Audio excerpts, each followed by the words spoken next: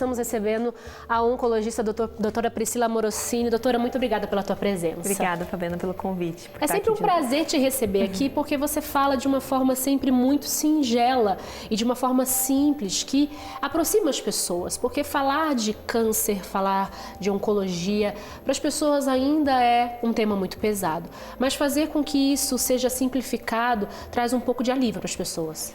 Sim, eu acho que nunca vai ser 100% leve esse assunto, Exato. né? Assim como qualquer doença crônica que a pessoa tem que lutar com isso, né? Traz uma série de questões. Mas tentar trazer esse universo, né? Principalmente conscientizando, a gente infelizmente ainda vive com aquela realidade do não vamos falar disso porque... Para não atrair. Não vamos falar disso porque deixa esse assunto para lá. Exato. E muito ainda a gente tem também em relação à própria história, né? Que essas famílias vivem. Quantas mulheres tiveram uma tia, uma mãe, uma irmã, que nem sempre tiveram a oportunidade, ou por uma série de motivos, ou por um diagnóstico tardio, ou por uma agressividade mesmo daquele tipo tumoral, não tiveram oportunidade de cura. E acaba tornando tudo isso muito o para sempre, o essa é a realidade, então eu prefiro nem falar disso porque isso não tem solução. E pelo contrário, eu tento trazer com a informação as mulheres, a consciência que as mulheres precisam realmente fazer o rastreio e quanto antes melhor, né? Sim. Que é até a campanha da Sociedade Brasileira de Mastologia do ano passado e desse ano também, é o quanto antes melhor. Sim. Mas justamente também que a história familiar que a gente tem é uma arma. A gente tem essa história, ela aumenta o seu risco. Você saber que você tem um risco aumentado é uma arma que você tem. Tanto para investigar no rastreio precocemente, tudo que há de possível para fazer nisso, quanto mudança de hábitos de vida e mudança de comportamental. Mesmo, que tem Exatamente. muita influência também e as pessoas pensam que não, né? Doutora, me conta um pouquinho. A gente está nesse mês de outubro já pelo Ministério da Saúde, todas as campanhas aí, sempre lembrando a mulher da importância de fazer o exame. E uma coisa que eu gostaria de chamar a atenção hoje aqui é a questão do exame. O que seria esse exame? Porque as pessoas muitas pensam assim: ah, não, eu fiz o meu autoexame, não senti nada, então não preciso ir no médico. E nem sempre é isso. Não é quando você sentir um nódulo, quando você sentir.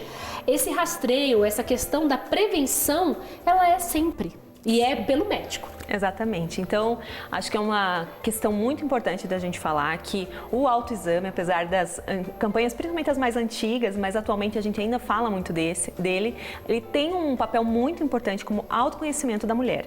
É importante que a mulher faça o autoexame, perceba alguma alteração, conheça a sua mama, mas o exame de rastreio não é o autoexame. O exame de rastreio é aquele realizado pelo especialista, seja no âmbito não privado, através das unidades de saúde com o protocolo, quanto no âmbito privado com o protocolo que há, mas é através do exame de mamografia. É a mamografia que salva vidas. Tem um estudo que trouxe dados da mamografia, o impacto real que ela tem para nós, é a mamografia que é capaz de salvar a vida de alguém, porque justamente bem nisso que você falou, a mamografia vai detectar algo que ainda não é possível sentir. Exato. É lógico, muitas mulheres acabam fazendo o diagnóstico ou por um crescimento tumoral rápido, ou realmente por um período sem os exames de rastreio, através da percepção de um nódulo. Sim. Mas esse não é o cenário ideal.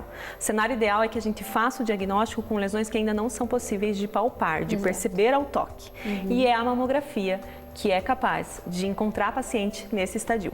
E a mamografia, ela seria para todas as mulheres ou tem uma idade que as mulheres já são indicadas a fazer a mamografia? A indicação é que a mamografia seja feita a partir dos 40 anos para todas as mulheres anualmente. Isso é o protocolo da Sociedade Brasileira de Mastologia. Existem algumas mulheres que a gente fala que são mulheres de alto risco para o desenvolvimento de câncer de mama, que é através da consulta com o especialista que a gente consegue definir quem são elas, que pode começar a mamografia anual a partir dos 30. É importante a gente falar que a mamografia não deve ser realizada antes dos 30 anos. É proscrito, é meio que quase proibido isso. Apesar de a gente perceber que algumas mulheres ainda procuram. Então, qual é o cenário ideal? Ter o seu especialista que possa indicar o melhor exame para você. A mamografia nunca vai ser um exame ruim. Diferente do que muito se fala por aí, principalmente quando a mama é densa. A mama densa é aquela mama que é bem firme, que ainda não foi substituída por gordura, que ocorre com o passar da idade. Mas a mama densa, por mais que tenha um exame de mamografia um pouquinho menos acurado, um pouquinho menos perceptível as lesões através de uma mama densa, ainda assim a mamografia não deve deixar de ser feita por causa de uma mama densa. O que vai acontecer é que seu especialista vai perceber se você não merece algum exame adicional à mamografia.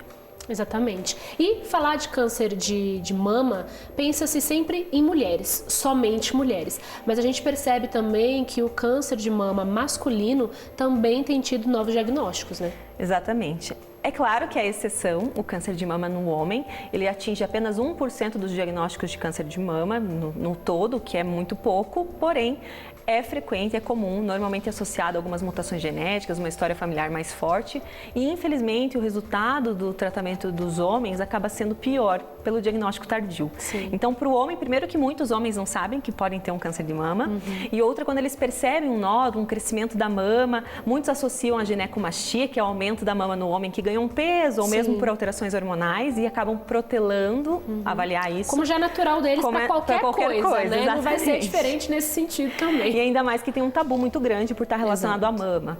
E quando eles procuram auxílio, normalmente já é uma doença mais avançada, metastática, com um impacto muito grande do tratamento para esses homens. Como tem sido hoje o tratamento para o câncer de mama? Porque muitos cânceres de mama, muitas pessoas conseguem a cura de fato. Outros vão conseguir uma remissão, outros vão conseguir ali dar uma parada na doença. Como tem sido para vocês na oncologia fazer esse tratamento cada dia mais eficaz e ver que as pessoas têm tido mais qualidade de vida?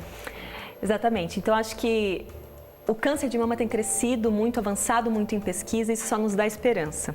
Ainda mais com o advento nos últimos anos da imunoterapia, que trouxe mesmo resultados excelentes, inclusive para os pacientes no contexto metastático. A gente fala em câncer de mama e fala em cura. Sim, quando a gente faz o diagnóstico precocemente, as mulheres podem atingir até 90% de cura. É muita coisa, né? É muita coisa. Então, se você ser diagnosticada com rapidez, faz toda a diferença no protocolo como um todo, né? Faz toda a diferença. Uma coisa que eu gosto de dizer é que o câncer de mama é complexo demais para a gente falar em protocolos de tratamento e principalmente eu falo muito para as pacientes, as minhas e as mulheres que me acompanham através do meu espaço também, falo no consultório que você não pode comparar tratamento, não pode comparar a forma de tratar, uma fez uma coisa, outra fez outra. É muito complexo, há muita coisa nova e há muito que ser feito. Inclusive, uma das iniciativas que eu tive esse ano para o Outubro Rosa, em especial, é tentar trazer um pouquinho também à luz, não só o rosa e não só a prevenção que o Outubro Rosa traz para nós, mas também as mulheres em tratamento crônico, que são aquelas mulheres que estão em remissão, mulheres que muitas vezes são metastáticas e estão há mais de 10 anos em tratamento. A gente precisa falar desse cenário também, inserir essa mulher de novo na sociedade, como mulher, como mãe, como profissional. Essas mulheres muitas vezes ficam ao limbo, basicamente esperando quando que minha doença vai voltar. E não é bem assim. Então hoje a gente tem tanta modernidade em tratamento e a gente precisa acolher as mulheres de tratamento crônico também. Olha, doutora, muito obrigada pela tua presença aqui. Eu quero lembrar você que está em casa que a doutora Priscila Morosini, ela tem um Instagram que eu particularmente sigo o Instagram dela. Ela traz muitas informações importantes ali, sempre mostrando e levando ali as mulheres de uma forma a simplificar um assunto que ainda é tão complexo para tanta gente. Então, se você tem oportunidade, siga aí a doutora Priscila Morosini no Instagram também e tenho certeza que ela vai poder te ajudar aí em tantas coisas. Doutora, muito obrigada pela tua presença. Um prazer te receber. Obrigada pelo convite.